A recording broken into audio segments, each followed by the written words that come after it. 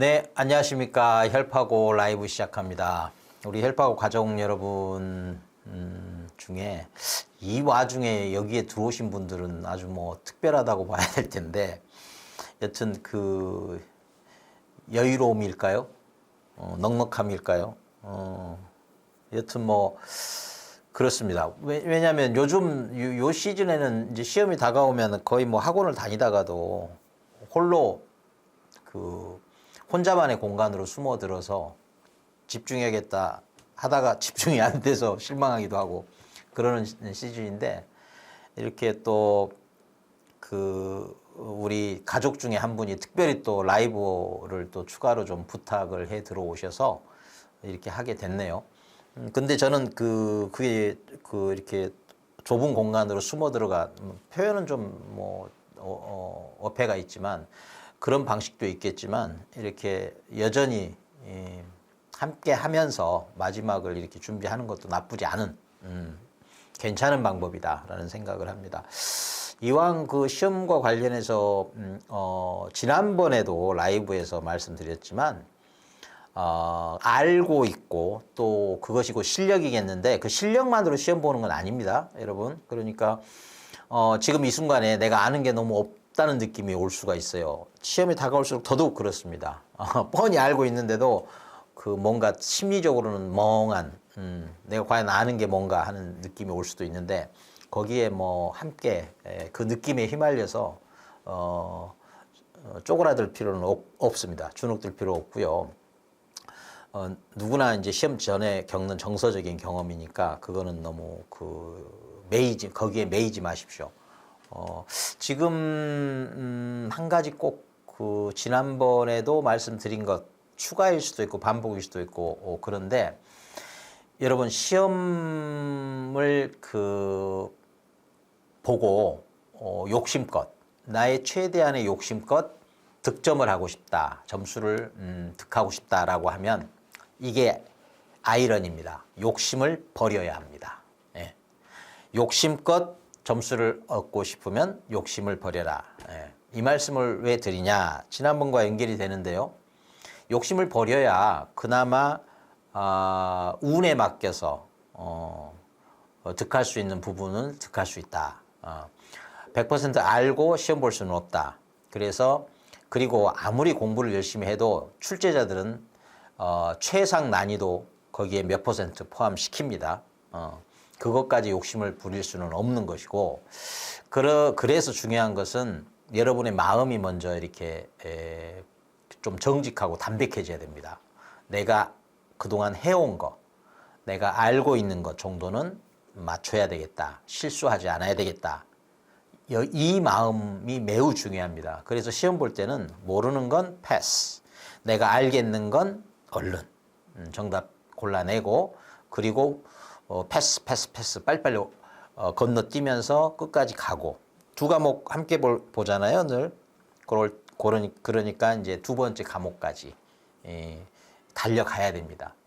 의외로 뒷부분에 쉬운 문제, 득할 수 있는 문제가 있는 경우가 참 많아요. 그러니까 그런 점들을 꼭 유념하시고, 그러다 보니까 마음을 너무 무겁게, 벅차게, 말 그대로 벅차게 가지고 시험장에 가면 얻을 수 있는 득점도 놓칠 수가 있습니다. 그러니까 마음껏, 욕심껏 점수를 얻고 싶으면 마음을 놓으라. 마음을 내려놓으라. 매우 중요한 마지막 시험 직전에 어드바이스니까 꼭 기억을 하시고요. 사실 여러분 중에 뭐 수영을 배워본 적이 있는 분 계실지 모르겠지만, 수영을 잘하는 것도요,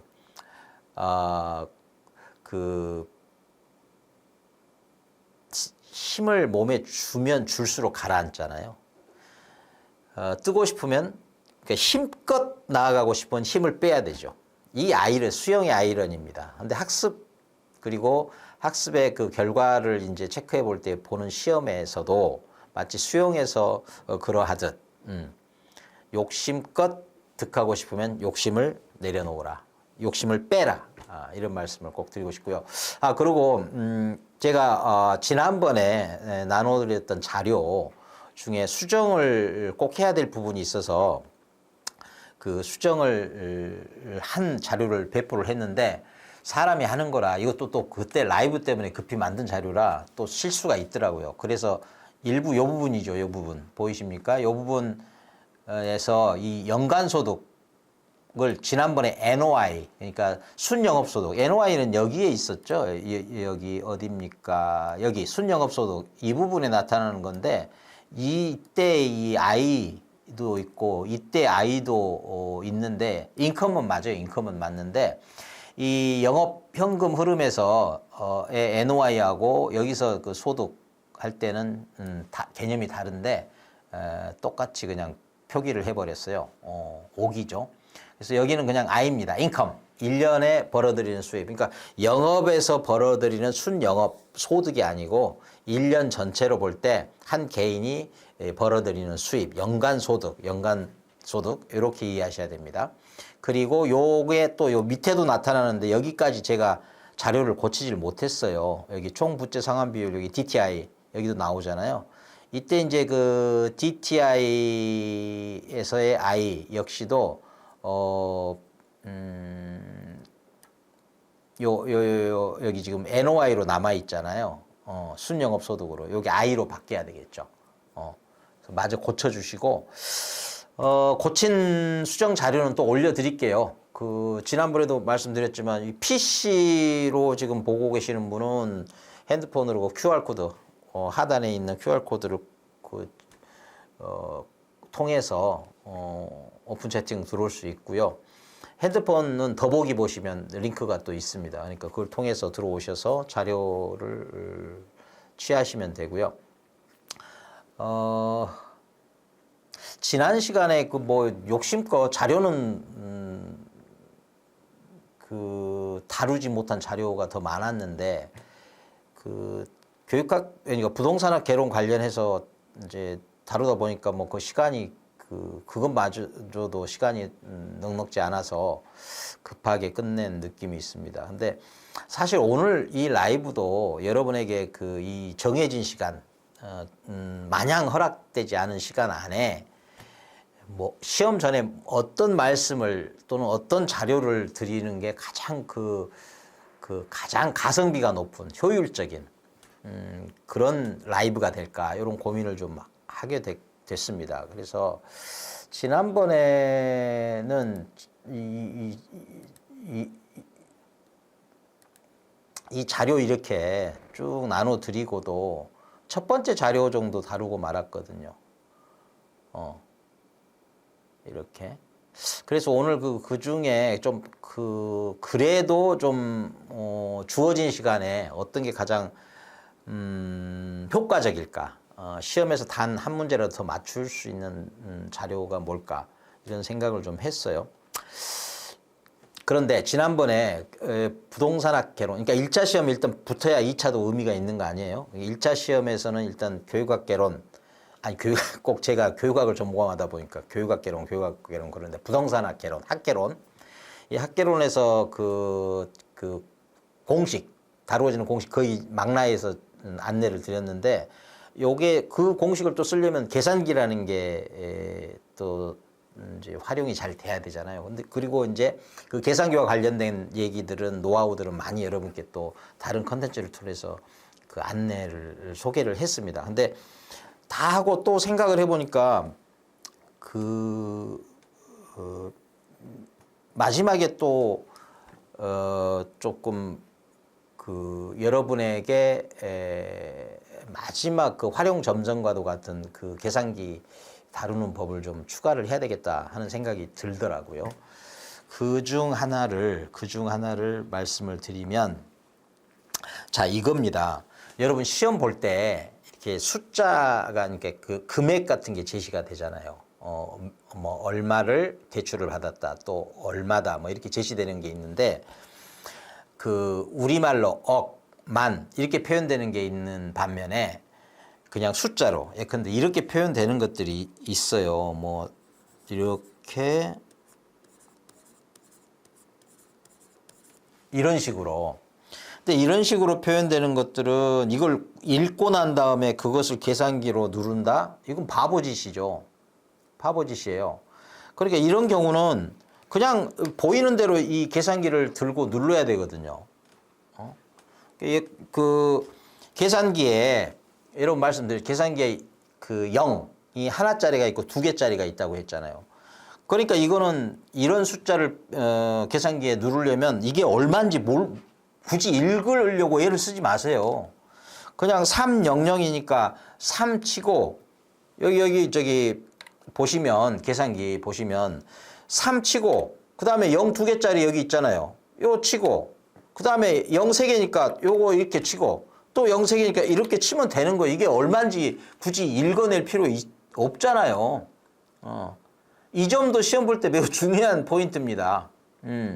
이게 뭐 3천만 원이야, 3억이야, 300만 원이야. 이렇게 읽지 마시라고. 그냥 여기 그냥 치시라고. 다만 이렇게 표현되는 게 있어요. 5억 3천만 원 이럴 수 있잖아요. 또는 5억 3천만 더 갈 수도 있겠죠. 이렇게 조금 재미나게 해볼까요? 5억 3천만 200원. 여러분 이렇게 만약에 나온다면 이거 계산기로 누르는 게 이제 그 심리적으로 경쾌하게 가면은 벌써 정답률이 높아지는 거예요. 근데 턱 막혀. 이걸 또 어떻게 일단 써봐야 되나? 계산기로 바로 누를 수는 없을까? 여기서부터 막히는 겁니다. 여기서부터 막히면 이제 그 문제 못 푸는 거예요. 시작도 못 해. 그래서 오늘 드리는 팁입니다. 어떻게 해야 되느냐? 지난번에 이런 말씀 드렸어요. 억은 이렇게 2개로 표현하자. 그 다음에 만은 요거 하나로 표현하자. 그리고 뭐 1단위는 그런 거 표기할 필요 없어. 보통은 이렇게 하잖아요. 보통은 이렇게 1000단위는 이렇게 3개씩 묶어가지고 이렇게 표현하는데 지금 우리만의 그 표현법을 표기법을 얘기했고 공유를 했잖아요. 그걸 적극 활용해야 되는데 한 가지만 추가를 할게요. 이 억이 나오고 만이 나오고 그 다음에 이제 1단위까지 원까지 이제 단위가 나오면 항상 이거는요. 이 표시는 이렇게 2개, 1개로 하는데 요 사이에요. 4자리가 있어요. 항상 4자리가. 이거 놓치면 안 돼. 이걸 아시면 훨씬 편해져요. 어떻게 되느냐? 자, 보세요. 억 단위 있죠? 그 다음에 억 단위 있죠? 그 다음에 만 단위 있고 여기 원 마지막 이 단위를 나타내는 1단위 있어요.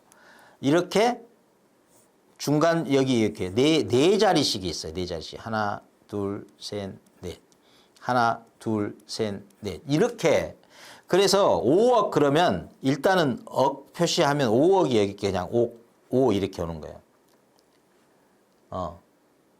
그 다음에 3천만이죠. 그럼 만 단위 표시하면 요 사이에 3천이 오는 게 3천. 3천은 여러분 이미 알고 계세요.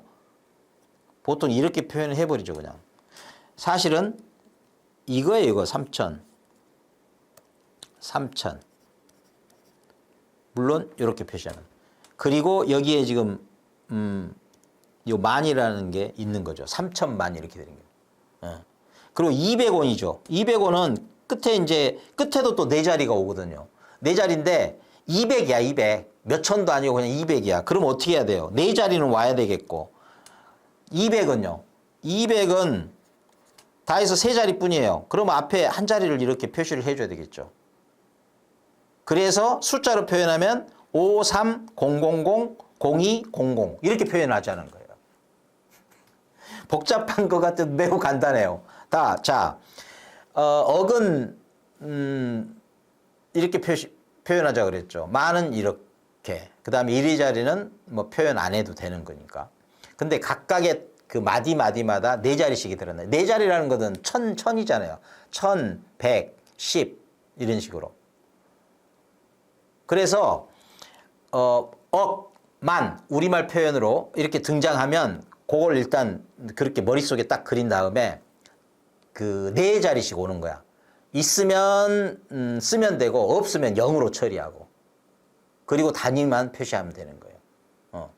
그러니까 재밌게 한번 또 한번 약간 응용을 해서 여러분과 또 확실하게 하자면 이런 거예요. 느낌 오시나 모르겠다.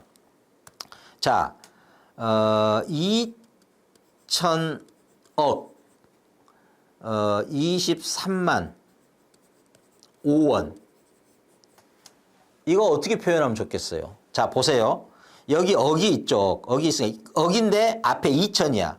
그러니까 2천 억 표시해 주는 거야. 또 만이 있는데 23밖에 안 돼.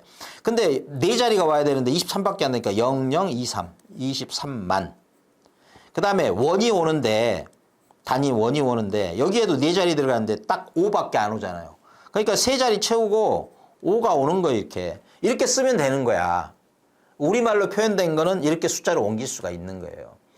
또 계산기로는 어떻게 되겠어요? 억이 나오네? 그러면 억인데 앞에 2천이야. 2천 억이니까 억으로 해서 그 다음에 아무것도 안 나타나면 그 다음에 네 자리가 두 번 나와야 되잖아요. 그래서 이렇게 표현한 거잖아. 그러니까 2천 억으로 끝나버리면 그냥 둘둘 이렇게 채워줘야 되는 거예요. 이런 식으로. 근데 이렇게 23만 단위가 또 나오고 있잖아요. 만 단위가.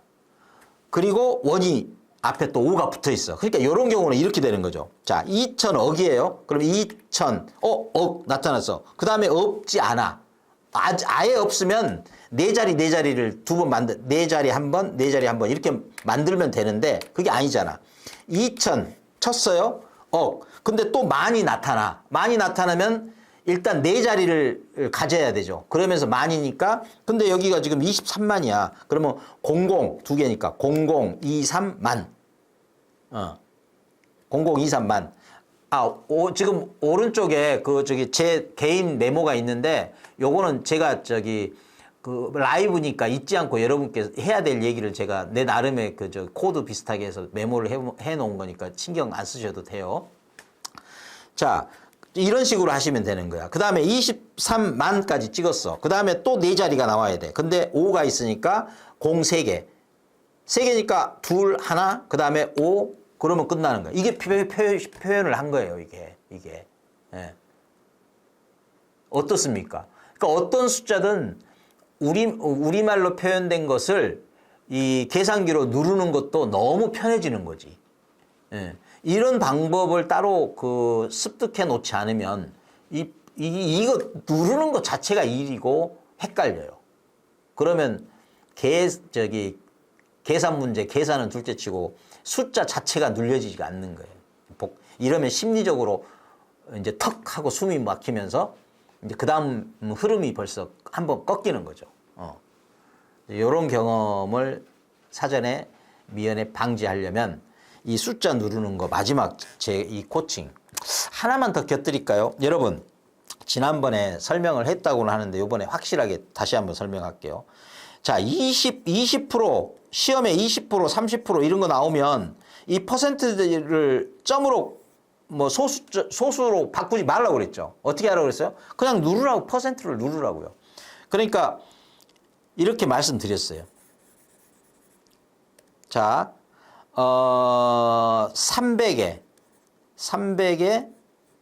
20% 이러면 어떻게 하라고요? AC 올 클리어 하고 300 빵빵 300 곱하기 20%니까 20 퍼센트 여기 있잖아요. 퍼센트 누르면 이렇게 60이 나온다고요. 60이. 그런데 고민을 해. 20%는 또 늘 그렇게 풀잖아요. 또 학원에서도. 그러니까 0.2야. 근데 또 이거를 또 여러분 중에는 잘못해가지고 0.02로 바꿔버리는 사람도 있단 말이에요. 그러니까 이런 실수를 안 하려면 그냥 20% 누르라는 거예요.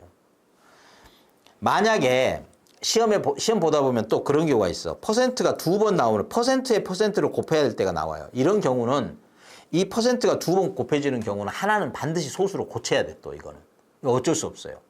그런 경우에는 어떻게 하느냐. 그런 경우에는 어쩔 수 없으니까 그때는 퍼센테이지를 소수점으로 하나를 고쳐야 돼. 그러면 예컨대 30%를 소수로 바꾸려면 여러분 이거를 이렇게 30% 이렇게 눌러봐야 안 바뀌어요. 안 바뀌어. 어떻게 하느냐. 자, 이거는 앞에다 1 곱하기 해봐야 변하는 게 없으니까 1 곱하기 30%를 그냥 이렇게 누르는 거예요. 해볼까요? 1 곱하기 30% 이러면 0.3 나오네. 계산기가 말을 딱 정확히 해주네. 예. 어때요? 너무 좀 기분 좋지 않아요? 앞으로는 계산 문제 풀 때 이 정도 계산기 다루면요. 거의 그 뭐라고 해야 되나요? 진짜 달인 되는 게 달인. 계산기 달인.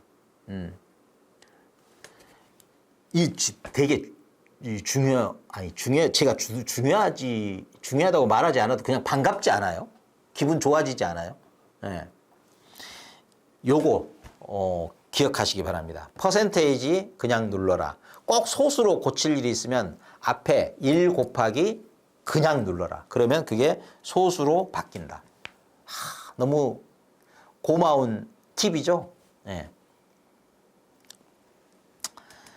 가급적이면 퍼센테이지가 2번, 3번 이렇게 나오는 경우는 그 퍼센테이지도 곱하면 그것 자체가 또 다른 퍼센테이지의 제곱이 되는 희한한 단위가 되는 거예요. 그러니까 하나는 없애줘야 퍼센테이지로 남는 거거든요.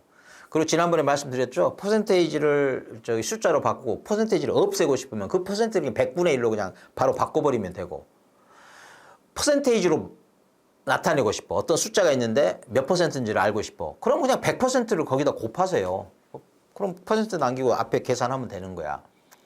원래 100%가 뭐예요? 1이잖아. 100%딱 하나잖아요. 온전한 거. 그러니까 퍼센테이지로 나타내고 싶으면 그냥 아무데나 그냥 100% 곱해버리면 몇 퍼센트인지 나타나는 거예요. 그러니까 그런 식으로 생각하면 편하다. 또 다시 한번 방금 전에 말씀드렸죠. 제가 좀 늘 반복하는 스타일인데 짜증내지 마세요. 귀에 좀 박혀야지. 퍼센테이지를 소수로 나타내시면 1 곱하기 그 퍼센테이지를 하라. 그러면 소수점으로 나타난다. 이런 것까지. 자, 우리말로 위대한 우리 한글로 표현된 숫자가 나타나면, 억이 등장하면 그 억 앞에 4자리 있다고 생각하고 없으면 00으로 생각하라. 또 만이 나타나면 그 만 앞에 4자리가 또 있어야 되는데 있는 만큼 쓰라. 없으면 00으로 처리하라. 왜냐하면 이 4자리는 익숙해. 1000자리잖아요. 몇천, 몇백, 몇십, 몇 이렇게 되는 거죠. 그러니까 여러분 이미 알고 계셔. 또 그 1000자리는 커마로 표시한다는 것도 이미 알고 계시잖아요. 그러니까 그런 것들 이미 알고 있는 것에다가 우리만의 그 혈파고 가족들만의 숫자 표기법, 그리고 또 혈파고만의 계산기 다루는 이 팁까지를 탁 내 것으로 만들면 우리 혈파고 가족만의 이제 무기가 장착이 되는 거예요. 그러고 나면 이제 학계론에서 풀 수 있는 문제들이 더더욱 많이 이제 보이는 거죠. 그리고 여러분 시험 보기 전에 앞에 문제, 계산 문제도 계산 문제지만 탄력성이라든지 등등등 쭉 나타나고 복잡한 투자 관련해서도 나타나고 하는데, 여러분 감정평가에서 나오는 그 계산 문제는요, 현란해 보여도 너무너무 쉽고요. 또 제가 퍼센테이지는 그냥 눌러라고 알려드린 거 활용하면 지문은 이렇게 길어도요 10초도 안 걸려서 풀 수 있는 문제들입니다. 그런 문제들은 반드시 시험 전에 한 번이라도 두 번이라도 내 것으로 만드는 노력을 잠깐 30분만 해도 득점할 수 있는 문제입니다. 예. 꼭 체크하세요. 기출문제 중에 감정평가로 나오는 같이 요인이 5% 우세하다, 또 5% 열악하다, 이런 표현을 주면서 평가하는 거 있지. 감정평가할 때 그 문제가 등장. 지금 막 화면에 띄우면 좋겠는데 무슨 말인지 아실 거야. 모르겠으면 일부러라도 찾아서 그 기출문제를 좀 다루고, 거기서 보통은 풀이를 보면 0점 몇을 곱하고 0.9를 곱하고 0.95를 곱하고 뭐 등등 이렇게 된 거를 그냥 5% 우세하다 그러면 105%를 곱한다. 5% 열악하다 그러면 100에서 5를 빼요. 95% 이렇게 그냥 곱해버리면 돼. 예. 그냥 직접 보여드리면 좋겠구만. 말만 해도 그래 그렇게 하면 되겠네. 이런 느낌이 확 오시는 분도 계실 거예요. 혹시라도 안 오면 지금이라도 그거 하면 거의 출제 빈도가 백발백중이기 때문에 그거 하나 정도 알고 가시면 좋죠. 이거 외에도 그냥 먹을 수 있는 계산 문제 이렇게 들여다보면 보여요. 더군다나 우리 혈파고 가정 여러분은 지금 이 계산기 다루는 법에다가 숫자 표현까지 그 알파벳으로 치면 A부터 Z까지 다 지금 여러분에게 지금 공유해 드렸으니까 좀 단 몇 문제라도 계산 문제라도 이렇게 낚시로 치면 이렇게 건져내고 낚아냈으면 하는 바람이 있어서 마지막에 말씀을 드립니다.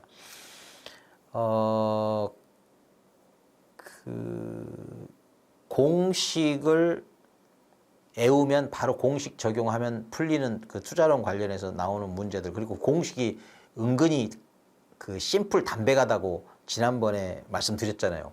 그런 것들을 잘 유념하시고 남은 시간에 그 문제 몇 문제 더 득할 수 있는 거 이렇게 체크해가지고 요거는 내가 요런 종류의 문제가 나오면 내가 풀어야 되겠다. 이렇게만 해도 몇 문제 건집니다. 그리고 그 몇 문제 건지면요, 1차 합격 불합격의 갈림길에서 합격 쪽으로 넘어오는 아주 중요한 면문항이 될 수가 있다는 거 놓치지 마십시오. 지금 제가 생각하기에 요런 것들이 시험 마지막에 여러분에게는 중요하다고 생각을 하고요. 그리고 짧게 압축적으로 다루지만 또 여러분에게 도움이 될 만한 거는 민법 관련이 있지 싶어요. 그리고 이 민법은요, 여러분 사실은 2차 과목하고도 면밀히 연결이 됩니다. 가장 가깝게는 주임법, 상임법은 이미 공인중개사법에서도 후반부로 가면 중개실무, 개별 실무에서 다루어지잖아요. 완전히 중첩이 돼 있잖아요. 그 다음에 또 민법에서 배우는 등기 관련에 대한 이해는 곧바로 공시법의 등기법으로 이어지잖아요. 그래서 이게 다 맞물려 있어요. 그러니까 어떻게 보면 1차 과목 중에 학계로는 다른 과목과 연결되는 게 거의 없어요. 미안하지만. 그냥 학계로는 말 그대로 학문적 지식 중에 부동산 관련 지식들을 망라해서 모아놓은 것들, 경제학이니 행정이니 뭐 투자니 금융이니 등등등 이런 것들을 이제 모아놓은 과목이라면 이 확산 효과는 좀 떨어집니다. 근데 민법은 이렇게 저렇게 심지어 공법하고도 연결되는 부분이 있습니다. 좀 공시법이나 또 공인중개사법하고의 연결보다는 덜하지만, 그러니까 민법의 어떤 기본적인 거를 좀 이해하고 있는 것이 얼마나 2차와 관련해서 큰 도움이 되는지, 여기에 매우 이제 여러분 이미 알고 민법 쪽에 이제 시간을 많이, 대개 수험생들이 민법에 시간을 많이 투자를 합니다. 그래서 막 세법은 나중에 하다가 이제 와서 세법 뭐 봐야 됩니다.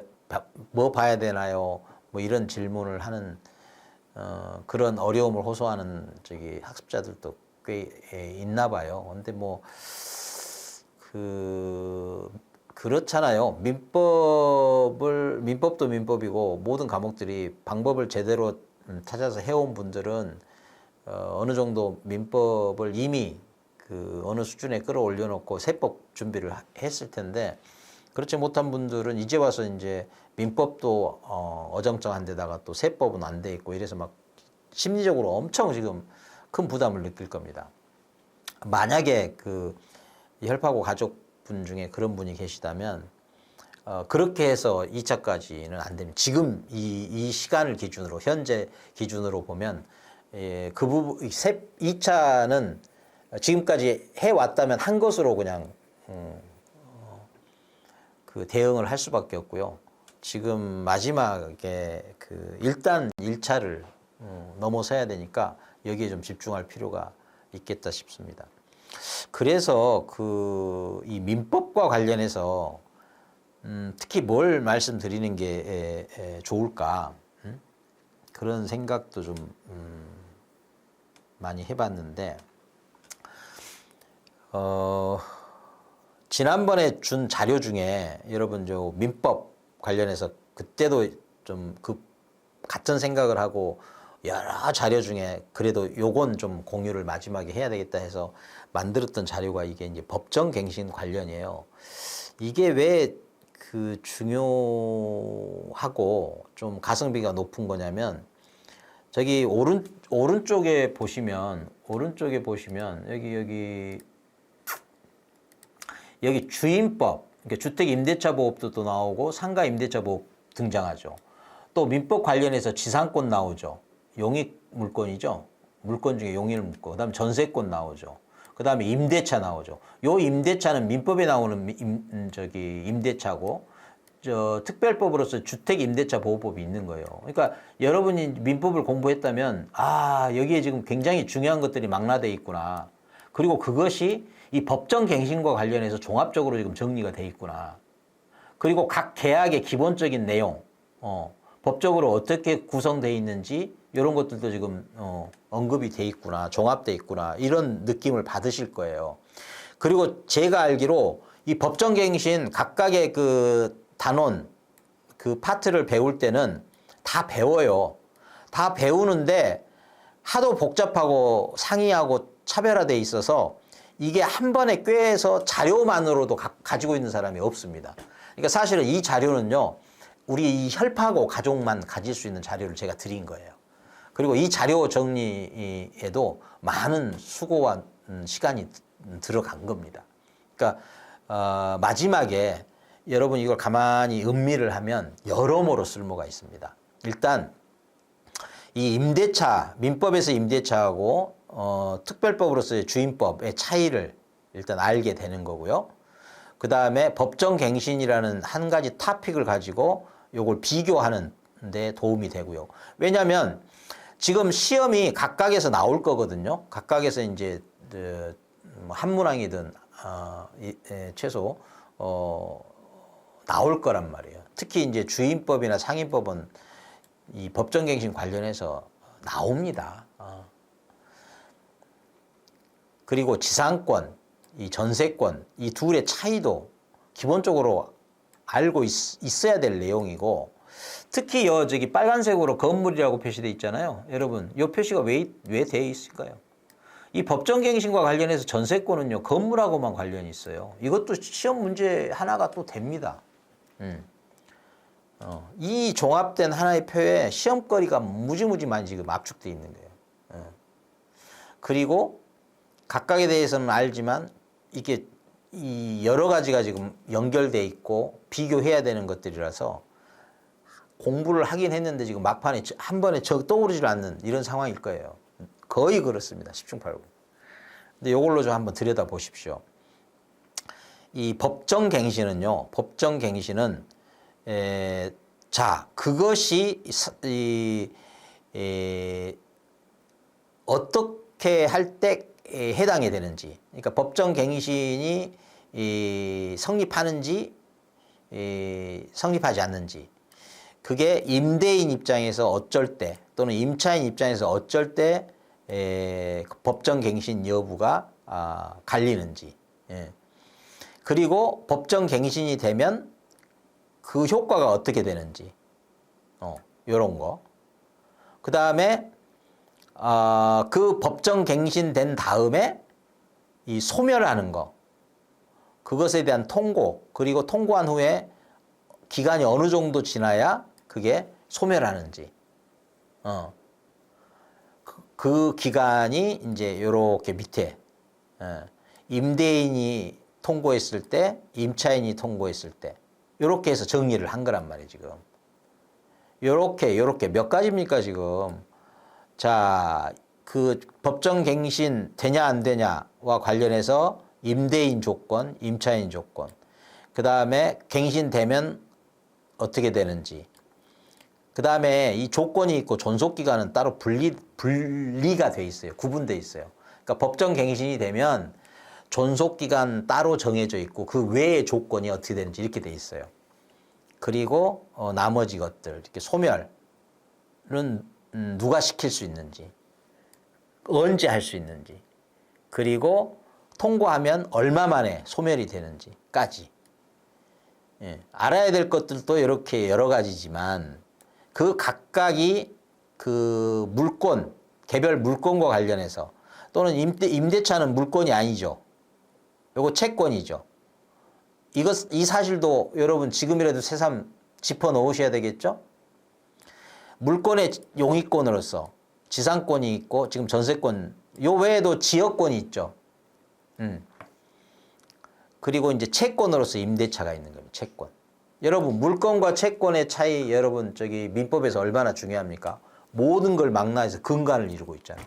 그러니까 크게 권리의 변동을 다루죠. 그 권리 안에 뭐가 있어요? 물권이 있고 채권이 있었어요. 그래서 물권 안에서 완전 물권으로서의 소유권이 있죠.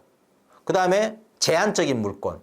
그 소유권이 가지고 있는 것 중에 일부만 이렇게 가지게 되는 그 제한 물권. 그래서 제한 물권이라고 그래. 소유권은 완전 물권이고요. 그 제한 물권 중에 뭘 사용할 수 있는 물권. 그 다음에 뭔가 교환하는 교환 가치. 그러니까 소유권 안에는 이 뭔가 이렇게 이 물건을 주고 돈을 이렇게 득한다든지 이렇게 교환의 가치를 가지면서 또 그거를 그 물건, 예컨대 부동산이라면 그걸 수익할 수 있는 직접 사용할 수도 있고 그걸 누구한테 사용하게 해서 수익을 낼 수도 있고 그래서 사용 수익이라고 하죠. 그런 권리까지 함께 다 아우르는 게 소유권이고 그 중에 일부만을 가지게 되는 게 제한 물권으로서 한편으로는 이렇게 이용할 수 있는 사용할 수 있는 용의권이라고 해요. 용자 쓰면서 용의권. 그 다음에 또 담보물권이 있었죠. 이 담보물권은 뭐예요? 아 그거 아무데나 팔지 마라. 처분하지 마라. 이렇게 붙들어 두는 거죠. 그러니까 소유권 중에 그 돈으로 바꿔버릴 수 있는 이 처분을 딱 잡고 있는 거야. 이 물건을 돈으로 바꿨을 때 그 돈은 내 거야. 이렇게 잡아놓는 거죠.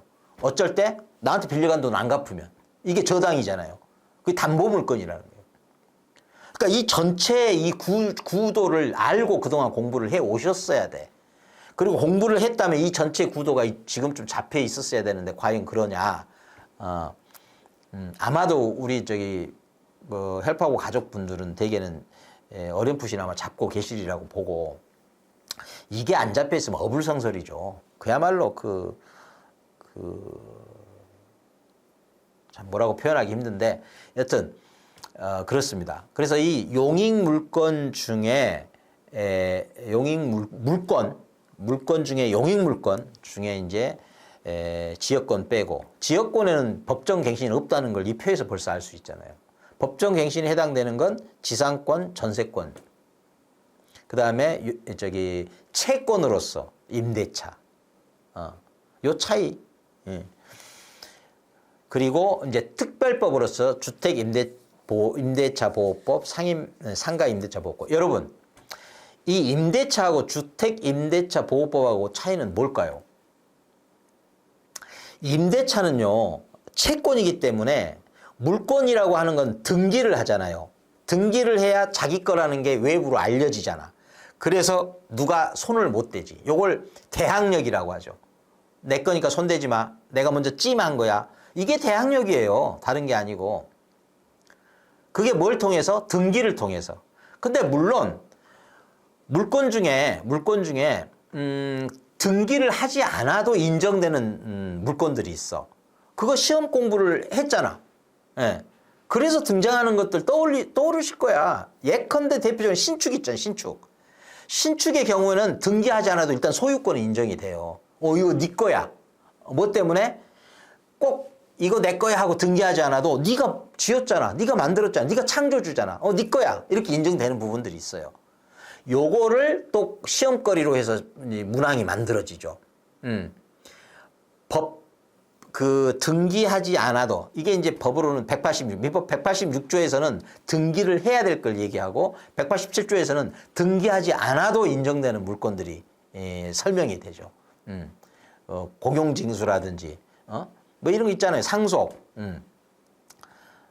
이렇게 해서 애운 거 있잖아요. 판결이라든지 판결 중에는 형성 판결 그 다음에 신축을 포함하는 기타 등등등 이 법에서 정하고 있는 몇 가지는 등기하지 않아도 인정됩니다 하는 게 있고 대개는 그 특별한 경우를 제외하고는 이 물권 인정 특히 소유권이 인정되려면 어떻게 해야 돼요? 등기를 해야 돼요. 등기. 가장 대표적으로 뭐예요? 매매. 서로 사고 팔았어. 자 이제 네 것이 이 매매 계약을 통해서 내 것이 된 거야 라는 거 지 둘만 알잖아. 둘만 아니까 뭔가 다른 사람도 접근 못하게 해놔야 돼. 이거 내 거야. 내가 매매 계약을 통해서 돈 주고 내가 산 거야 라는 걸 말을 해놔야 될 거 아니에요. 찜을 표시를 깃발을 꽂아놔야 될 거 아니에요. 그 깃발 꽂는 게 등기라니까요. 이런 매매 나와 너만의 거래는 표시를 해야 돼. 그래서 등기를 꼭 하라고 하는 거예요. 그래야 소유권이 인정이 된다는 거예요. 그래서 제3자가 이거 사도 되는 거야? 이 사람 거 맞아? 알고 싶으면 어떻게 하라는 거예요? 등기 들여다보라는 거예요. 등기 들여다봐라. 이 사람 거 맞네? 근데 그 등기가 꼭 보장은 안 해줘. 추정될 뿐이야. 이것도 중요하죠. 등기의 추정력이라고 하는 게 그래서 나오는 거잖아요. 추정될 뿐이야. 누가 그건 아니야 라고 증거를 가지고 들이대면 번복이 돼요. 바뀔 수 있어. 그게 추정이에요. 법에서 본다? 그래서 추정된다? 이런 표현 나오면 시험 문항에서 또 지문에서 주목을 한 번 더 봐야지. 추정이 맞는지, 본다가 맞는지, 간주가 맞는지. 이것도 시험 문제에서 정답 체크하게 나오는 문제 적잖이 있습니다. 그러면 여러분은 또 추정은 또 뭐고 본다는 뭐냐? 본다는 건 그냥 예외 없이 누가 번복할 수 없는 거야. 반박할 수 없는 거야. 추정은요. 일단은 그렇게 보지만 반박할 수 있으면 반박해라. 반박할 거리가 되면 아닌 걸로 보겠다. 이렇게 말하는 게 추정이라는 거예요. 근데 등기라고 하는 건 일단 그렇게 보겠다야. 그러니까 등기되어 있는 건 일단 그렇게 보는데 누군가가 그게 아니라고 입증하면 아닌 걸로 보겠다. 이렇게 하는 거죠. 그래서 추정되는 건 이 추정되지 않는 쪽의 주장을 하는 사람이 입증을 해야 된다. 이런 것도 많이 시험에서 그걸 아느냐 모르느냐에 따라서 정답을 체크하느냐 마느냐로 이어지는 그런 문항들 많이 등장하잖아요. 지금 이 민법의 근본의 근본, 기본의 기본을 말씀드리네요. 근데 이런 것 지금에 와서도 지금 언제 들어보지도 못했다 하는 분들 꽤 있을 거예요.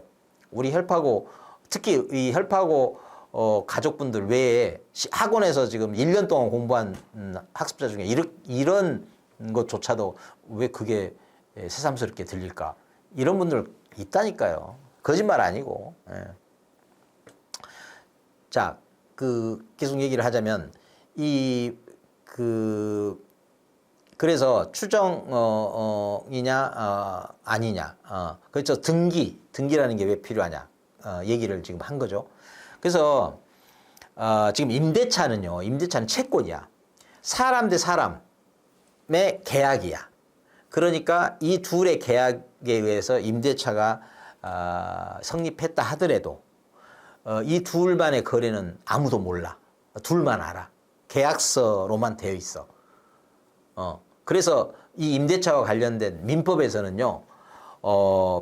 임대인, 집주인이 등기하자라고 허락하면 등기할 수 있게 돼 있어요.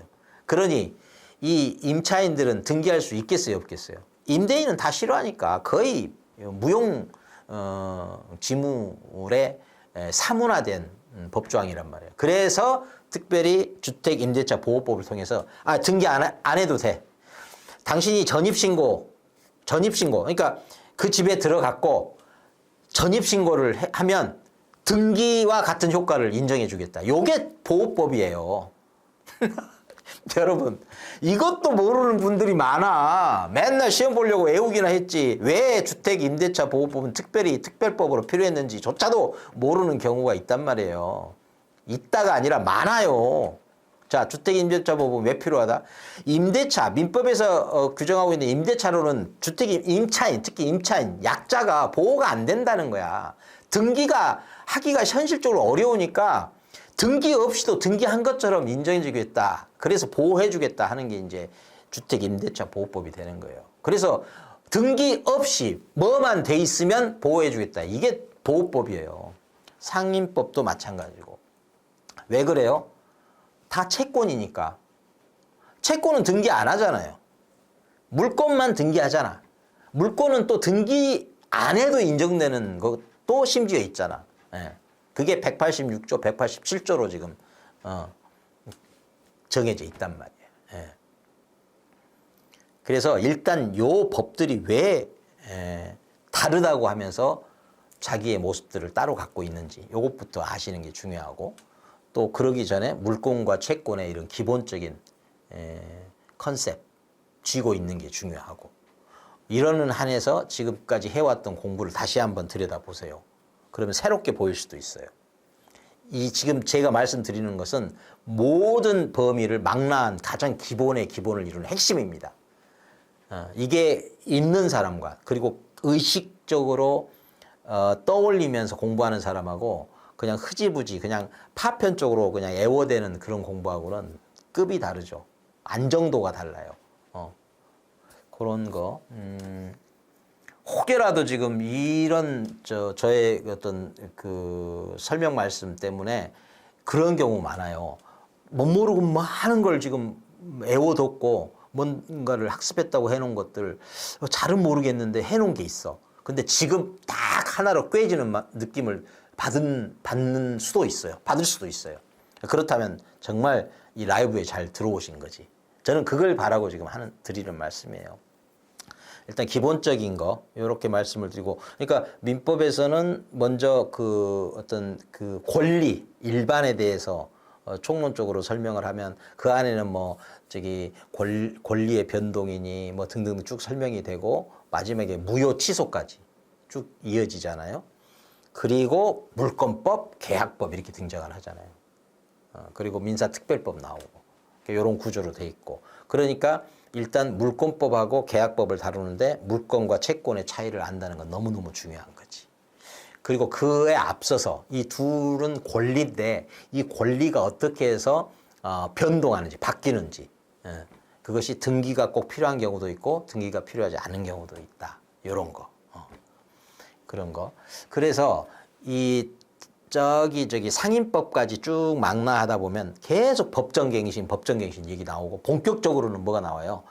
보호를 위한 갱신이 법정갱신이기 때문에 주임법하고 상임법, 특별법에서 이제 본격적으로 다루어지죠.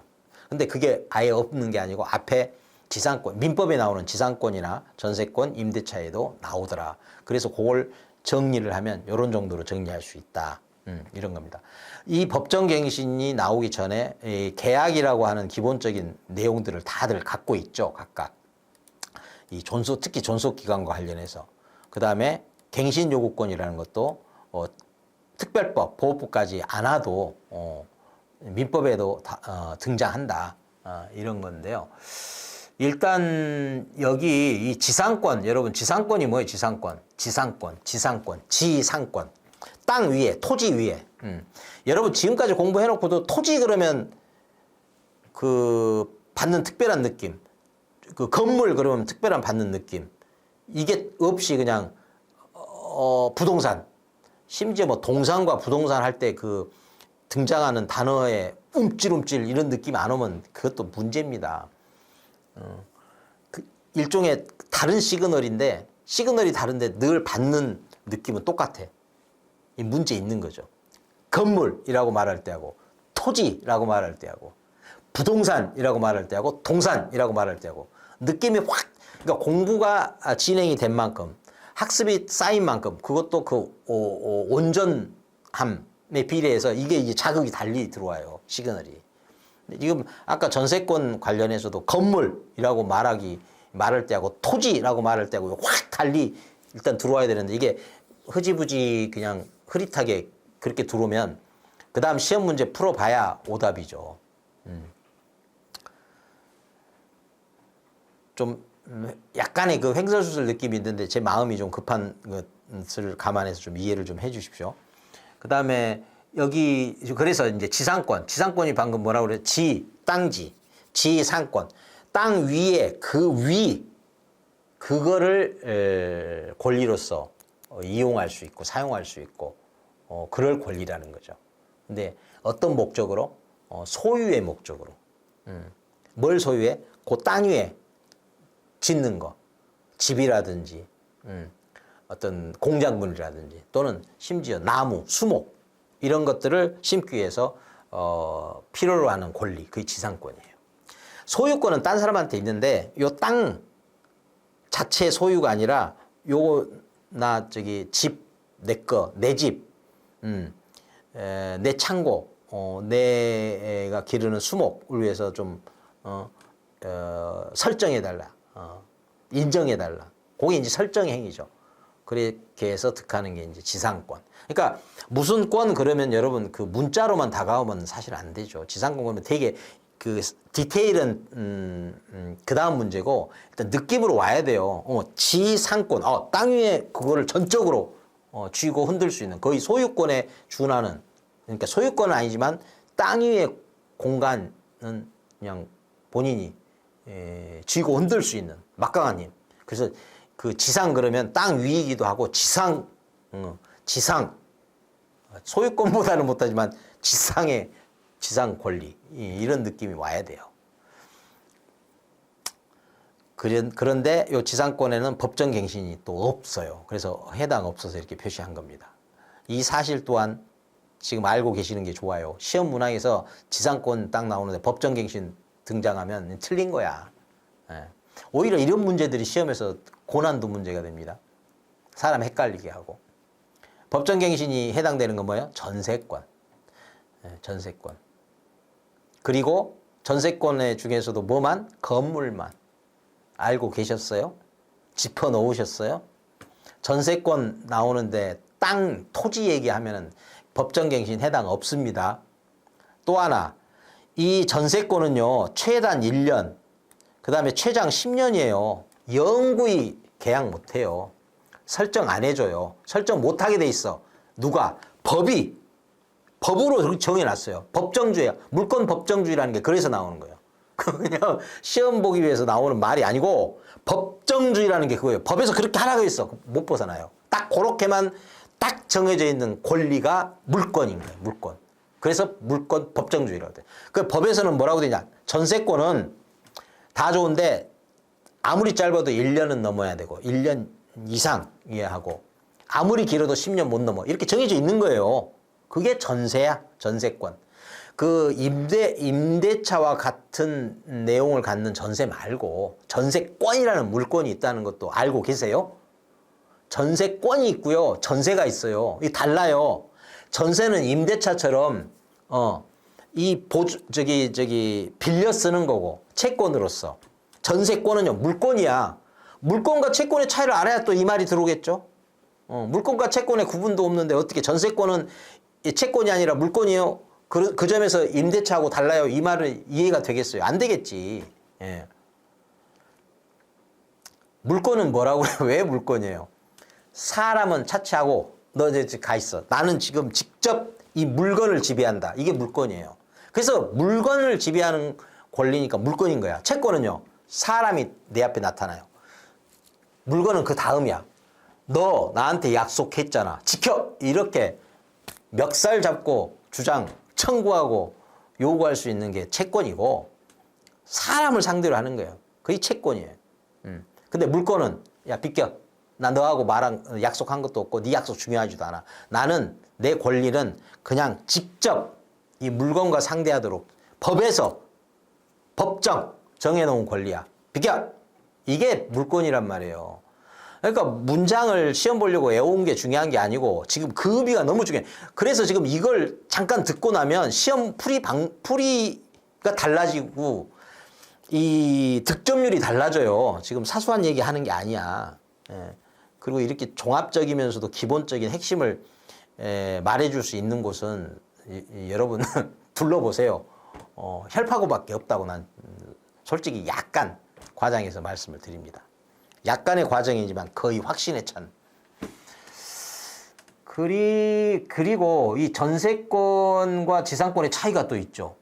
이용할 수 있어요. 건물도 이용할 수 있고, 특히 지상권, 땅 이용하는 건데, 전세권도 땅도 해당되잖아요. 건물뿐만 아니라.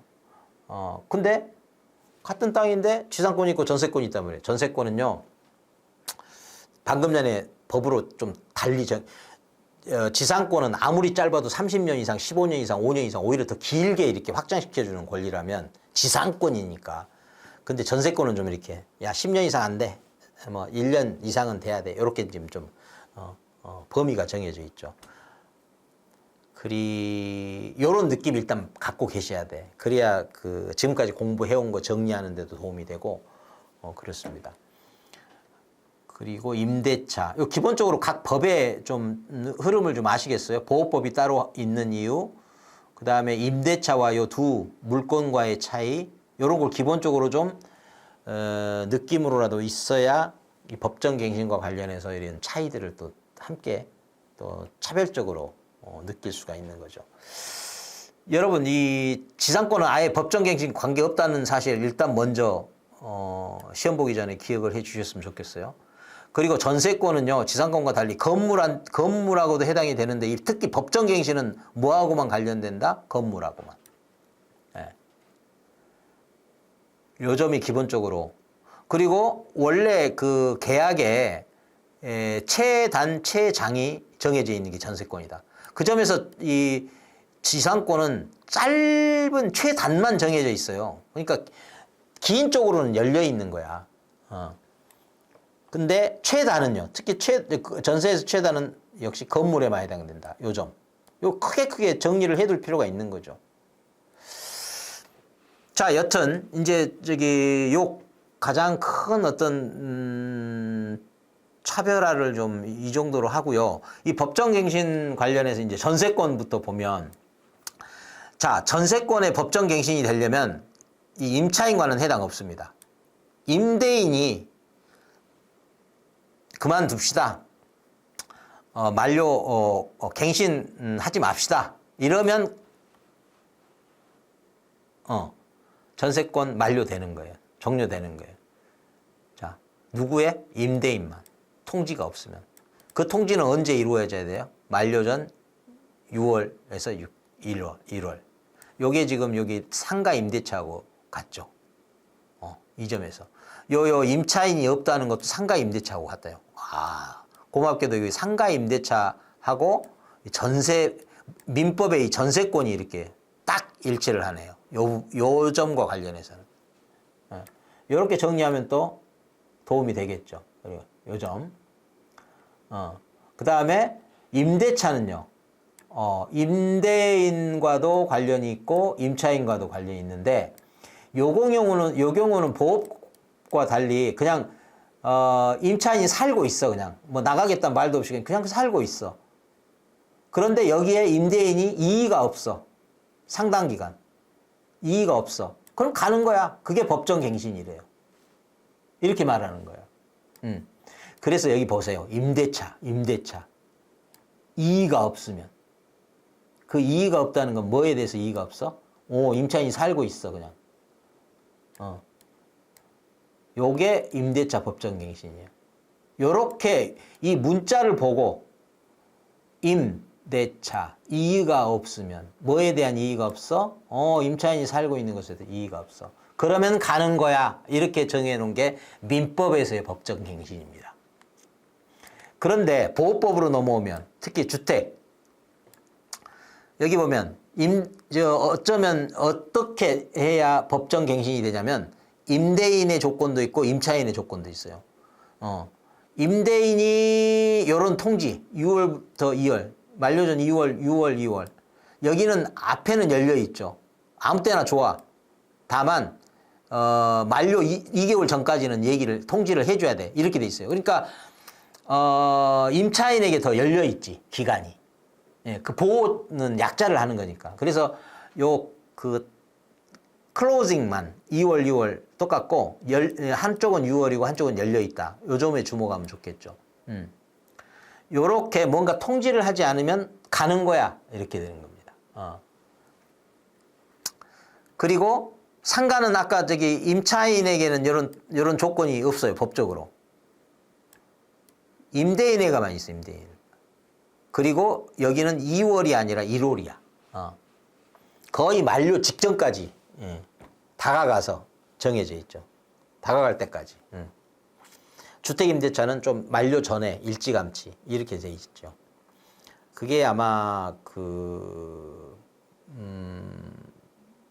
주택과 상가의 어떤 그 기본적 형편 차이라고 보시면 되겠고, 또 한 가지 중요한 건 이거 정말 꿀 중에 꿀 팁입니다. 팁이라고 하기보다는 그 내용의 핵심이에요. 이 지금 법정갱신이라고 하는 게 여러분, 이 통지와 관련해서 이 통지는요, 권리가 아니고 의무라는 걸 아셔야 돼. 자, 이 점을 주목하세요. 법정갱신이라고 하는 거와 관련해서 이 통지는요, 이런 겁니다. 야, 너네들 아무 말 없으면 법은 가는 거야. 법은 가라고 해요. 계약은 유지되는 거야. 갱신이야. 이렇게 딱 깔아놓은 거예요. 아무 말 없으면 가는 거야. 단, 끝내고 싶으면 말해. 이게 법정갱신이에요. 다시 한번. 자, 너네들 아무 말 없으면 가는 거야.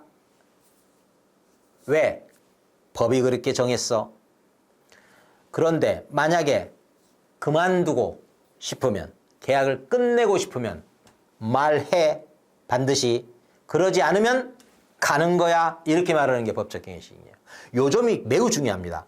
그러니까 막 설명을 듣는데 뭔가 어느 부분에 걸리는 부분들이 있을 거예요. 막힘이 있어. 그 막힘은 왜? 이유가 있어요. 이 기본적인 컨셉이 안 잡혀 있으니까 막히는 거야. 자, 보세요. 상가 임대차에는 임차인의 조건이 없어. 법적 조건이. 이 무슨 말을 하는 거예요? 자, 일단 가는 거야. 너 아무 말 안 하면 가는 거고, 만약에 그만둘 생각이 있다 하더라도 너 말을 해야 돼 라고 말하는 거죠. 그러니까 일단 가는데 그만두고 싶을 때는 말해가 주택임대차라면, 상가임대차에서 임차인은 그런 의무가 없어요. 너는 일단 가는 건데 그만두고 싶어도 굳이 말 안 해줘도 돼. 그냥 아무 때나 그냥 얘기해. 아무 때나 얘기해. 이렇게 말하는 게 상가임대차예요. 이 느낌을 아셔야 돼. 자, 주택임대차는 일단 가는 거야. 근데 특히 임차인과 관련해서 너 만료를 원하면, 끝내고 싶으면 말해. 언제? 6월부터 2개월 전까지는 말을 해. 근데 임대인은요, 너 아무 때나 말해서는 안 되고 딱 6월부터 2월 요 기간 동안만 얘기해. 끝내고 싶으면. 그러면 요 기간에 임차인은 무슨 말을 할 수 있어요? 아이, 더 살고 싶어요. 이 말을 이때 하라는 거, 이때. 임대인이 의사표시할 때. 그만두자는 의사표시할 때. 그래서 계약 갱신 요구권이라는 게 있고, 그 기간이 그때 임대인하고 일치하는 거예요. 아시겠어요? 그러니까 상가 임대차 보호법도 임대인이 말할 수 있는 기간, 의사표시할 수 있는 게 6월부터 1월로 돼 있잖아. 근데 임차인은 아예 그게 없어요. 그러니까 임대인이 말할 때 그냥 계약 갱신 요구하면 돼. 더 가고 싶으면. 거꾸로 그만두고 싶을 때는 내심 그냥 마음에 품고만 있어도 돼. 말 안 해도 돼. 아무 때나 끝낼 수 있어. 임차인은. 상가 임대차 보호법은 그렇단 말이에요. 근데 주택 임대차 보호법 만료하고 싶으면 얘기하라는 거예요. 언제? 2개월 전까지는 말하라는 거예요. 이렇게 이해를 하셔야지, 무턱대고 6월, 2월, 6월, 1월, 2월까지 상가 임대차 보호법 관련해서 임차인의 조건은 없다는 것조차도 지금 놓치고 계시는 분들 꽤 많아요.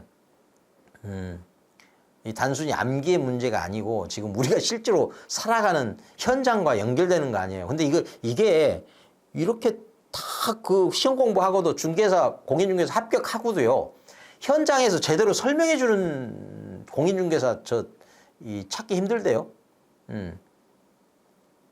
참 재미난 상황입니다. 그러니까 여러분, 합격하고도 그 반푼이 합격자 되지 마시고, 바보 합격자예요. 그런 경우는 당신은 바보입니다. 그런 합격이에요. 바보로 합격했습니다. 그런 합격증 따는 분들 많아요. 겨우 아무것도 모르고 사방팔방 어디가 어딘지도 모르고 애우라니까 애우고 시험에서 뭐 이렇게 반응하라니까 반응하고 그래가지고 그 득점은 해서 겨우 60점 간당간당 해서 합격을 했는데 그 다음에 개업하기도 힘들고 왜 두렵죠. 이 전체 구도를 모르는데 누가 물어보면 답도 못 하겠고 오히려 이미 현장에 나가서 몸으로 부딪히는 사람들이 자격증 따면 바로 그 자격증 때문에 이제 합법적인 활동을 할 수 있다는 점에서 좋은 거죠. 이 자격증 땄기 때문에 그것 때문에 뭘 배워서 현장에 나간다? 제가 보기엔 그 거짓말이고 자격증을 따도 소속 공인중개사로 일을 하셔야 돼. 예, 일을 하시다가 현장을 배우고 개업을 할 수 있거나 말거나 그렇게 되는 거예요. 그러니까 여러분 참 재미난 지점인데 대개 그 공인중개사 어려운 합격하고도요. 그 합격증이 할 수 있다는 합격증이 아니라 당신은 바보입니다. 공인된 바보입니다. 이 합격증일 때가 많다니까요. 슬프게도. 그러니까 그 기쁨이 아니에요. 슬픈 기쁨이야. 예. 정말 기쁨다운 기쁨이 되려면 여러분 좀 그 학습을 학습답게 해야 됩니다. 학원에서야 뭐 합격 그 자체가 목표이기 때문에 자꾸 뭐 이해 안 되면 애워버리세요. 이렇게 유도를 하지만 거기에 끌려가는 순간 합격을 해도 슬픈 합격이 되는 거예요. 답답한 합격. 반푼이 합격. 합격을 하려면 적어도 3분의 2푼 정도, 8푼, 7푼 정도는 되는 합격을 해야 되지 않겠어요? 그러면서 천천히 그 부족한 2%를 채워가면 되는데 그 채울 수 있는 합격이 돼야지 아예 그냥 그 쓸 수도 없는 합격 그거 불행이죠. 슬픔이죠. 답답함이고 또 그러다 보면은 사기꾼 나타나면 금세 속아요. 그래서 그 공인중개사 합격이 축복이 아니라 저주가 되는 수가 있습니다. 왜? 모르니까 속죠. 오히려 합격증은 없는 그 현장에 능통한 자들에게 속죠. 예. 그래서 남의 돈 떼이게 하고 그것도 물어주면서 내 돈 떼이고 결국은 내가 공인중개사 합격한 게 나의 축복의 시작이 아니라 저주의 시작이었나 보다. 그렇게 되는 경우도 많으니까 여러분 자신을 지키기 위해서라도 온전한 온푼이 학습을 하셔야 돼요. 오늘 또 중간에 잔잔히 섞여버리네. 예. 어쩔 수 없네요. 제 성품이. 그래서 자, 요런 거 지금 이 시간에 지금 시간이 얼마나 흘렀는지 우리 혈 PD가 좀 띄워줬으면 좋겠는데, 지금 완전히, 이 주어진 시간에 이걸 다 다룰 수는 없고 지금 이 전체적인 맥락을 살피는 겁니다. 자, 일단 이 법정갱신이라는 거 기본적인 의미가 어떤 건지 아시겠죠? 법은 간다고 말한다. 가야 한다고 말한다. 가야 한다고 말하지만 그만두고 싶으면 말하라. 통지하라. 통지 안 하면 간다. 이겁니다. 근데 상가 임대차 보호법에서는 임차인에게는 그만두고 싶어도 굳이 말하지 마. 말 안 해도 돼. 너 아무 때나 끝내도 돼. 이렇게 허용해 준 거예요. 왜 그럴까요? 어떤 분들은 또 학원 강사조차도 이거 거꾸로 설명하더라고요. 이거는 장사를 하다 보면요. 상황이 급변해요. 언제 바뀔지 몰라. 그래서 한 달 전에 이미 상황이 바뀌어서 유지하고 싶었는데 끝내야 되겠네 하는 상황이 금방 올 수 있거든요. 열어준 거야, 사실은. 의무를 없애준 거예요. 혜택이지, 혜택. 예. 근데 이거 거꾸로 설명하는 분도 계시더라고. 조건이 없다는 게 더, 안 좋은 쪽인 것처럼. 아니에요. 통지 의무를 면해 준 거야. 굳이 말 안 해도 너는 언제든지 끝낼 수 있어. 이렇게 말하는 거예요. 한번 제 설명을 가지고 다른 그 어떤 분의 설명과 한번 비교를 해보세요. 완전히 거꾸로입니다. 거꾸로. 그래서 35회 때 어려운 시험 문제가 어려울 수밖에 없었던 거예요. 왜? 학원에서 설명도 거꾸로 하고 있는데 그게 쉬울 수가 없죠. 핵을 짚을 수도 없고. 그건 틀리는 건 필연이었던 것 같아요. 예. 그 다음에 조건은 그대로 이게 고맙게도 전 조건과 동일하다. 이렇게 다 동일하네요. 고맙게도. 외울 필요 없이 너무 좋네. 예. 다만 존속 기간이 달라지네요. 여러분 주임법은 2년, 상임법은 1년이라는 거 이미 알고 계실 거야. 그리고 이 민법 같은 경우는 이런 것들이 없어서 문제였지. 최소 2년, 최소 1년 이런 것들이 없으니까 이 약정하지 않은 것으로 이렇게 열려 있으니까 이게 이제 약했던 보호 취지에서는 약했던 거죠. 그래서 보호 취지에서 야 그냥 갈 때도 최소 2년, 1년은 존속 기간으로 보장해 준다. 이렇게 된 거죠. 그리고 일단 갱신이 됐어. 법적으로. 그런 다음에는 언제든지 그만두자라는 말은 할 수 있는 거야. 언제든지. 그리고 말하면 누가 말하냐에 따라서 좀 다르죠. 전세권은 66이에요. 66. 여러분 전세권 66이라는 건 전자 한번 써요. 전자. 지읒이 요렇게 돼 있죠. 요렇게 하면 66이 66. 별 서비스를 다 해드린다. 요 전자는 지읒자 요렇게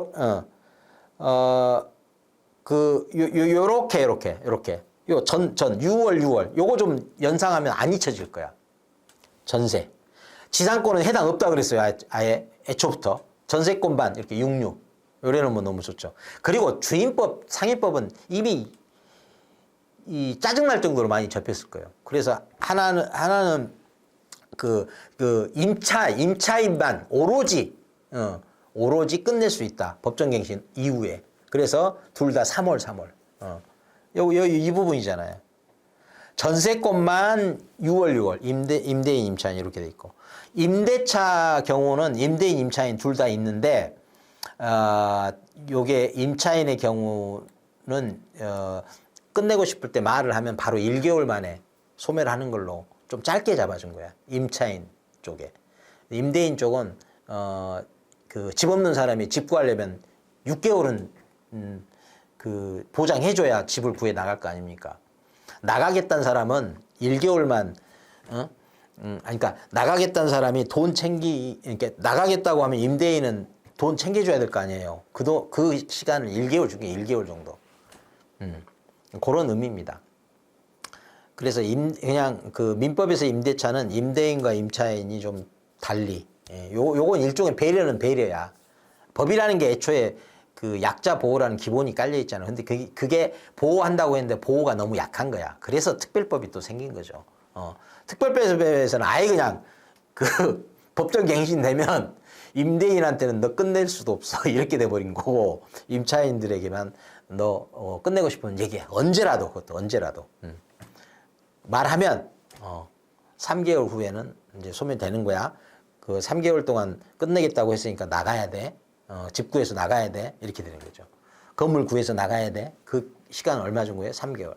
그러니까 여러분 문자나 숫자로만 외우지 마시고 이 느낌을 살려서 이해한 상태에서 자꾸 그걸 반복하다 보면 깊이가 깊어지면서 결국은 그게 딱 박히면서 암기가 되는 거예요. 그러니까 진정한 암기 필요해요. 암기 없이 시험 볼 수 없어요. 그러나 그 암기는 그냥 껍데기 암기가 아니고 의미도 담기지 않은 껍데기가 아니라 의미가 듬뿍 담겨서 묵직한 껍데기. 묵직한 걸 담고 있는 껍데기여야 된다는 거죠. 그래야 오래가는 장기 기억에 잘 잊혀지지 않는 방식으로 박혀 있는 거죠. 누가 이해 강조한다고 해서 암기 강조 안 한다. 그럼 바보가 하는 얘기고, 바보의 이해 방식이고, 이해를 강조하는 사람이야말로 진정한 암기를 강조하는 사람이에요. 암기가 중요하다는 걸 아니까 그 암기가 제대로 돼야 되니까 제대로 암기가 되려면 이해가 중요하다. 이렇게 말을 하는 거지. 이해하지 말고 암기해라. 이 말 하는 거 아니에요. 바보나 그렇게 이해하죠. 바보나. 이해 강조한다고 암기를 천만의 말씀이에요. 여러분 혈파고에서 앞으로 짧게든 길게든 겪게 되면요, 왜 이해를 강조하는지 결국은 암기를 강조하는 거였구나. 그런데 그 암기가 편하게 잊혀지지 않게 하기 위해서 이해를 강조하는구나. 그걸 느끼게 되실 겁니다. 왜? 암기법 중에서도 참 고급스러운, 참으로 현란하지 않고 단정하게 도움이 되는 그런 암기법이라는 게 따로 있거든요. 그런 걸 경험하게 해드릴 거야. 해드리려고 애써 왔고. 그래서 그런 암기법이 따로 있어요. 그 자료 안내 다시 한번 말씀드리는데, 앞으로도 그 자료 그 안내 드리면은 그 오픈 채팅방 통해서 할 거고요. 지금 현재 이 시간에 바로 궁금하시면 그 지금 핸드폰으로 스마트폰으로 보고 계시는 분들은 더보기를 통해서 들어오시면 되고, PC 통해서 보고 계시면 그 자기 핸드폰으로 요 밑에 하단에 그 저기 QR 코드 있잖아요. 요거 찍으시면 바로 들어올 수가 있습니다. 그리고 자료에 비밀번호 있어요. 비밀번호는 이제 뭐 마무리 좀 됐으니까 이게 비밀번호 가지고 붙잡고 있는 게 좀 안타깝긴 하지만 현실이 또 그런가 싶네요. 0592 0592 하나 05921입니다. 지금 화면에 뜨고 있는지 모르겠네요. 05921. 예. 0592는 또 어디서 왔나요? 나중에 알려드릴게요. 나중에 저하고 개별적으로 통화할 일이 생기면 알게 될 거예요. 개별적으로 통화할 일이 생기면 제 연락처 끝자리가 네 자리가 0592라는 걸 알게 될 겁니다. 거기에 우리 그 혈 PD가 1만 붙인 거 1만. 저 잊을까봐. 암기법은 이렇게 하는 겁니다. 농담 반 진담 반 그렇습니다. 그 밑에 그 계약과 관련한 내용들은요, 중요한 건 다 말씀드렸어요. 드렸으니까 그 한번 보십시오. 거의 이제 표를 다 읽어드린 거야. 표는 그냥 보는 데는 단정하고 좋죠. 근데 표 멋지다 이러고 끝내면 아무짝에도 쓸모없는 표예요. 그러지 꼼꼼히 읽어야 돼. 예, 표는 읽어야 그 맛을 알 수 있는 거예요. 그냥 표 자체로 그냥 이미 흡족해가지고 배부르다 하고 손에서 떼면 아무짝에 쓸모없는 게 표입니다. 그러자고 지금 이거 만든 거 아니잖아요. 이 표를 여러분 시중에 나와 있는 그 어느 참고서든 한번 찾아보십시오. 심지어 AI를 통해서라도 한번 검색을 해보십시오. 이런 표 있는지. 없어요. 왜냐? 그게 없어서 제가 학습자 입장에서 코치로서 필요하다고 해서 제가 직접 만든 거예요. 이거 그냥 한 번에 만들어 졌겠어요? 여기저기 오가면서 종합하고 만들었다가 또 어디 보니까 이거 좀 불안전한데 고쳐야 되겠네 해서 업데이트해서 만들어진 자료예요. 그냥 나온 자료 아니고 시간으로 치면은 이거 한두 시간에 만들 수 있는 자료 아닙니다. 거의 1년 가까이 수정을 거듭해야 나올 수 있는 표예요. 이렇게 그냥 편하게 드리니까 너무 편하게만 생각하지 마시고 우리의 가족애 때문에 혈파고 가족애 때문에 드리는 선물이라고 생각을 좀 하시고 선물을 선물답게 좀 활용을 하실 수 있었으면 좋겠어요. 그리고 여러분 제가 여러분에게 놓치고 말면 서운할까 봐 좀 메모를 해둔 게 있는데 자료 수정권 말씀드렸고요. 그 다음에 시험 볼 때 태도 욕심껏 득점하고 싶으면 욕심을 내려놓아라.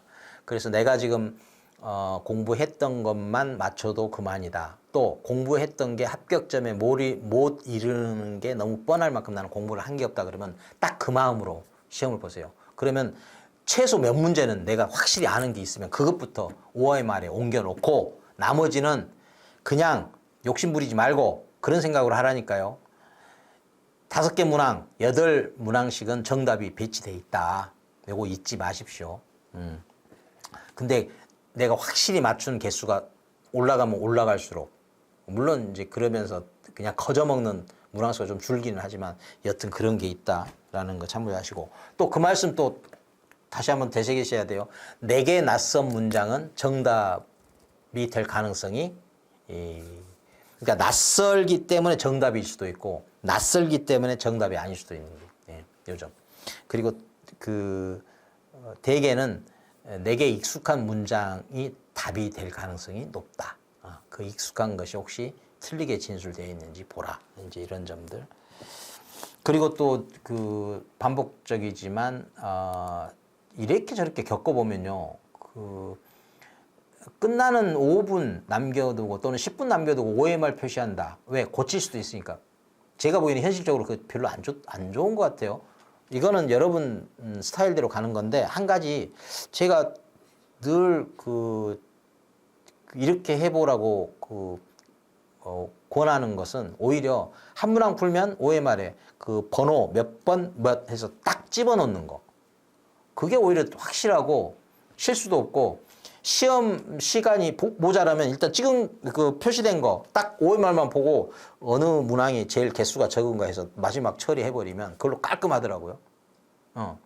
그러면 몇 문항은 또 거저 먹습니다. 예. 좀 얄팍하죠. 근데 여러분, 할 만큼 딱 제대로 하고 나서 그 얄팍함은 애교지. 예. 그리고 약간의 그 스마트함이지. 예.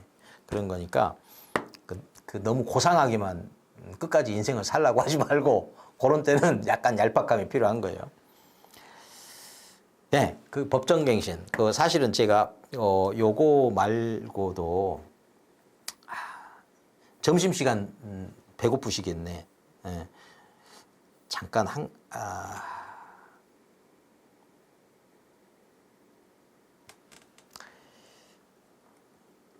마지막 한 가지만 볼게요. 여러분, 요거 필요하면 달라 하시면 요것도 또 드리면 좋겠는데, 드리기 전에 요거는 한번 체크를 해드리고 싶네요. 여러분, 저기 등기법에 가면 이거를 종합적으로 알고 있지 않으면 그 실점을 많이 하게 됩니다. 거꾸로 이걸 알고 있으면 등기법과 관련해서 득점할 개연성이 매우 높아지는 거야. 그게 뭐냐? 요게 지금 그 소유권 말고 지상권부터 지역권, 요게 물권들이죠. 그 다음에 요건 채권이네, 채권. 예, 임차권. 그 다음에 담보물권에 저당권, 근저당권 있죠. 꼭 그 등기할 필요적 사항이라는 게 있고, 그 계약서에 들어가 있으면 등기하고, 기록하고, 없으면 말고 하는 이 임의적 사항이라는 게 있거든요. 요거 알고 계셔야 돼. 근데 요거를 지금 지금 한 번에 애우는 취지에서 지금 드리는 게 아니라, 여러분 그동안에 공부했던 거 정리를 이렇게 할 필요가 있어요. 지금이라도 애우면 좋고. 근데 애울 때 방법이 있어요. 요것도 그냥 요거 애워야 됩니다 하고 끝내지 않아요. 저는 혈꼬치는. 이거 애울 때 어떻게 애우는지 그것까지 말씀을 드릴게. 시간 없으면 일단 하기로 되어 있는 그 일을 하시고, 요거 나중에 녹화된 거 올리면 보세요. 추가로. 자, 그래도 이제 얘기를 합니다. 자, 일단 용의권은 사용하는 거잖아요. 물권이든 채권이든. 그러니까 반드시 들어갈 건 어떤 범위를 활용하느냐 하니까, 범위는 반드시 들어가.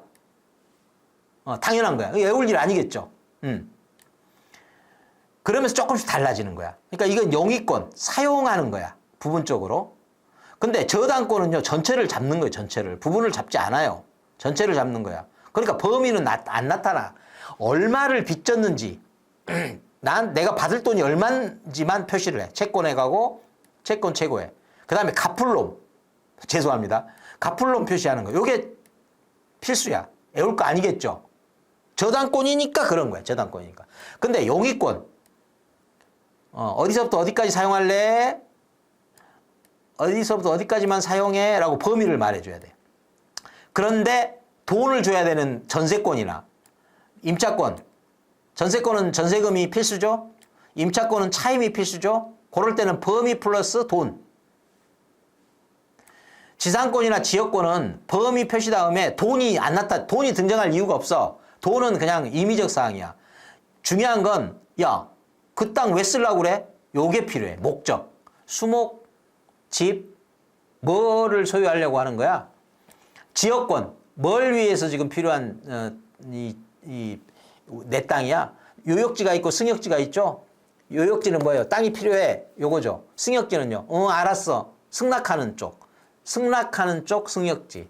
필요해요 하는 쪽이 요역지지. 요역지. 그래서 왜 필요해? 필요해요 권이지.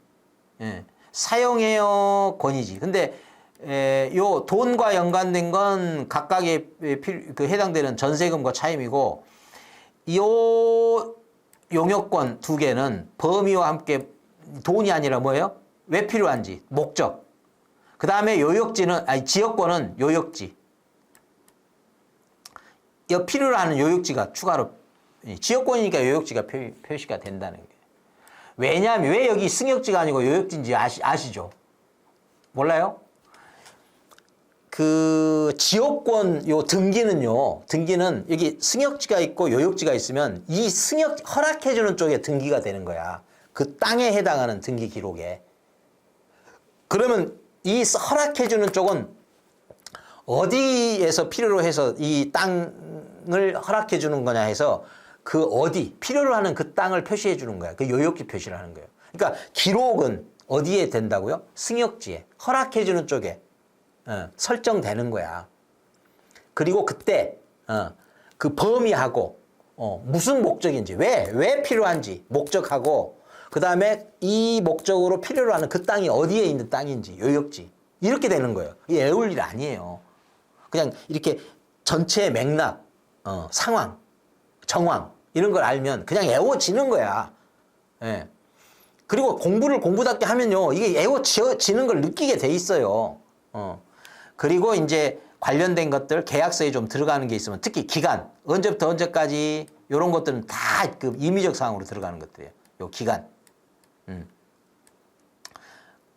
그 다음에 지역권과 관련해서는 그거 언제까지야 소멸약정 언제까지 끝나는 걸로 하자 이런 게 등장하면 해주는 거고.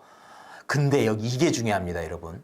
지역권이라는 건요 지역권이 뭔지를 알면 이거 이해가 돼요. 지역권은요 이 땅을 필요로 하는 거잖아. 이 땅이 죽은 땅이 되지 않기 위해서는 이 땅이 필요한 거야. 그러니까 땅끼리 서로 생명을 부여받고 부여해주고 이러는 관계예요. 그러니까 사람끼리 언제까지 끝내 이럴 문제 아니야.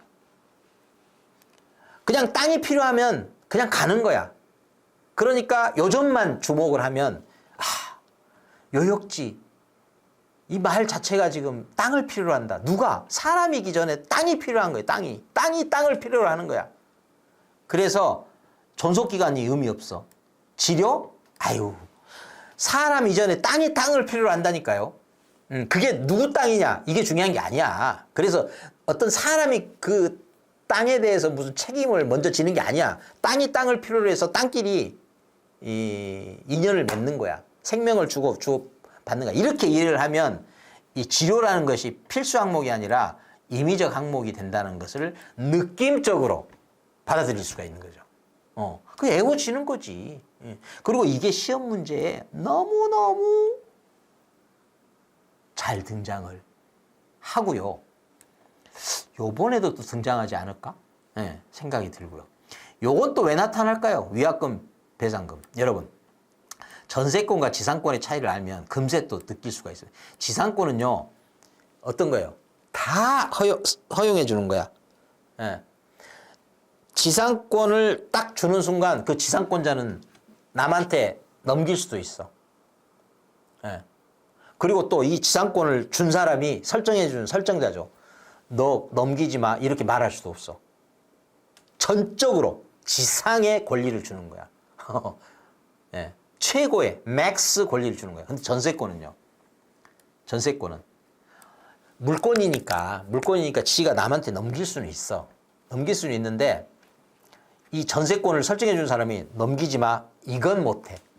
지상권은 아니 넘기지 마라고 말 못하는 게 지상권이고 넘기지는 마 이렇게 특약을 맺을 수 있는 게 전세권이에요. 그러니까 뭐예요? 어느 쪽에 더 허용이 많이 된 거야? 권리자에게 많이 허용이 된 거야. 지상권. 맥스로 준 거야. 전세권은요. 동의 없이 물권이니까 채권은 동의를 받아야 돼요. 그래서 임차인은 임대인의 동의를 꼭 받아야 된다는 게 그래서 나오는 거예요. 근데 그것과 전세권은 임차인데 빌려 쓰는 건데 물권이야, 물권. 그러니까 사람하고 관계를 일차적으로 맺는 게 아니라 직접 물건과 인연을 맺는 거라는 이 기본적인 컨셉 때문에 지가 알아서 이거 남한테 넘길 수 있는 거야. 사람 허락받지 않고. 다만 그걸 허락해 준 자가 넘기지 마 할 수는 있어. 특별히 특약을 통해서. 근데 그 특약을 했는데 자, 여기가 이제 전세권이 지상권과 다른 걸 알게 된 거죠. 차이를 알죠. 허락을, 그러니까 넘기지 말라고 특약을 걸 수가 있다. 근데 그걸 어기면 어떻게 되겠어요? 위약금 또는 배상금을 물릴 수가 있겠지. 그래서 등장하는 거야. 그러니까 전세권이 지상권과 왜 다른지를 알면 이 임의적 사항이 왜 여기에 위약금과 배상금이 등장하는지도 당연히 알게 되겠죠. 그렇게 되면 보세요. 자, 여기까지 정리가 되고 돈과 관련된 것은 그것의 지급 시기가 또 함께 따라가고 또 여기 저기 임차권과 관련해서는 차임이라는 게 있으니까 그 지급 시기, 예. 또 보증금. 그러니까 차임은 필수적 상황이고 보증금은 임의적 상황으로 등장하는 거죠. 그리고 여기 저당권과 관련해서는 갚아야 될 시기, 그 다음에 이자, 그 다음에 그 이자를 지급하는 시기, 장소, 그 다음에 위약금. 갚을 때 갚지 않으면 이런 것들이 당연히 등장하고, 그러니까 필수가 뻔하게 정해지고 그 외에 다소 계약에서 정해지면 기록을 해야 될 것들. 그 다음에 근저당권은 이 기본 계약이 언제부터 언제까지 채권액이 막 바뀌어도 그냥 두는 게 근저당권이잖아요. 그냥 저당권은 막 그 채권액이 바뀌면은 그때그때 다 기록을 바꿔야 돼.